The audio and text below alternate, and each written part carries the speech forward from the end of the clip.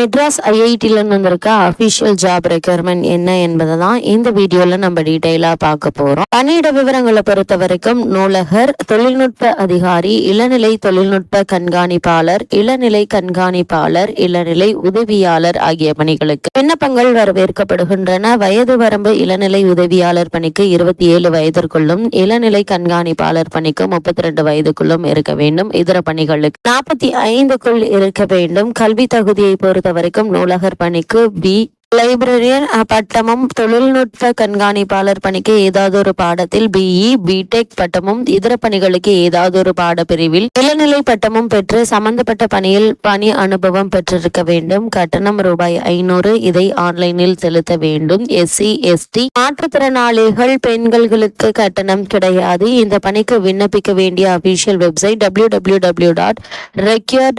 iitm.ac.in என்ற இணையதளம் மூலம் ஆன்லைனில் விண்ணப்பிக்க வேண்டும். விண்ணப்பிக்க வேண்டிய கடைசி நாள் 19/5/2025. இந்த பணிக்கான அபிஷியல் நியூஸ் பேப்பர் கிளிப்பிங் தான் இப்ப நம்ம ஸ்கிரீன்ல பார்த்துட்டு இருக்கோம்.